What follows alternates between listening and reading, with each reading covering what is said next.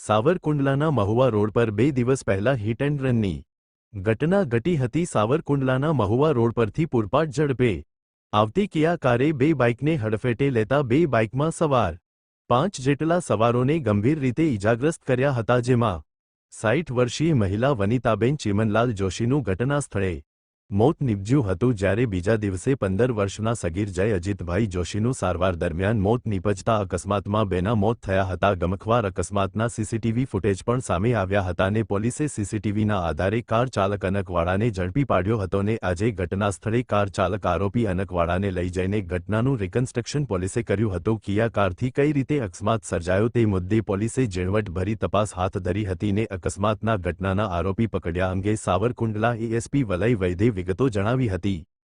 મોતના સાંઢની માફક ચલાવતા કાર ચાલક અનકવાડાને પોલીસે પકડીને કાયદેસરની કાર્યવાહી શરૂ કરવામાં આવી હતી, ત્યારે એક જ કુટુંબના 5 સભ્યોમાં 2ના મોત થયા હતા અને હજુ 3 વર્ષની નાની બાળકી રીવા કેતનભાઈ જોશી, કેતનભાઈ ચીમનભાઈ જોશી, રિદ્ધિબેન કેતનભાઈ જોશી સારવારમાં છે। ત્યારે ઈદની રાત્રે સર્જાયેલા અકસ્માતની ગમખ્વાર ઘટનાથી લોકોના ટોળેટોળા ઉમટ્યા હતા ને 2 દિવસ બાદ કાર ચાલક આરોપી અનકવાડા પણ પોલીસ પકડમાં આવી ગયો હતો। રિપોર્ટર જિગ્નેશ ગળથિયા, સાવરકુંડલા, અમરેલી।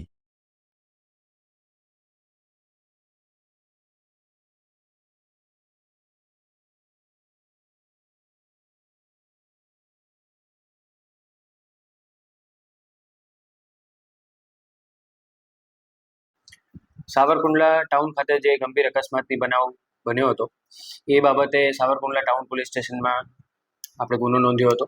એ જે ગુનો છે એ બીએનએસની કલમ 105, 125A, 125B, 281 તથા એમવી એક્ટની અલગ અલગ કલમો હેઠળ આ ગુનો નોંધવામાં આવેલો હતો।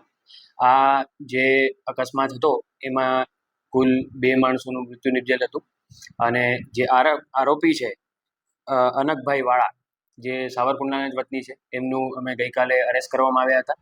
આજે સવારે એનું રિકન્સ્ટ્રક્શન પંચનામું પણ કરવામાં આવ્યું હતું તથા અલગ અલગ જે બધા પુરાવાઓ જે અકસ્માતને અનુસંધાને જે અલગ અલગ પુરાવાઓ અમને મળી આવ્યા છે એ બધાનું અત્યારે પુરાવા આપણે એકત્ર કરી રહ્યા છે તથા અલગ અલગ નજરે જોનાર સાહેદોના નિવેદન પણ અત્યારે લેવામાં આવી રહ્યા છે।